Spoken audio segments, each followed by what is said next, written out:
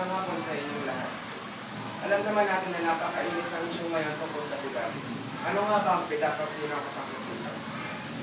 Ang Priority Development Assistance Fund o PIDA o mas kilala natin bilang work barrel ay pondo na ibinibigay sa Kongreso para sa kanilang mga proyektong dapat ikaulad ng ating kaso.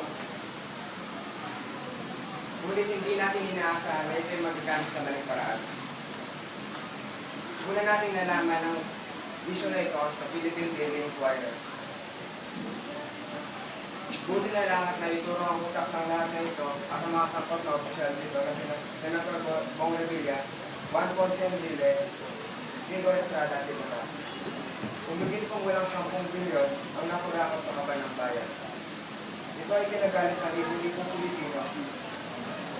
Kaya ang mga kababayan natin ay nakiisa at nagsakripisyo sa Million People March, matamasa lang ang katarungan.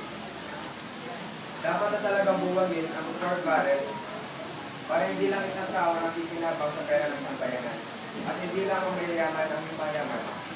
Sa parang ito ay naiwasan natin ang maling paggamit ng pera, pinaghihirapan natin bawat isa. At may isa na nga lang ang dapat pagkakasya sa gobyerno.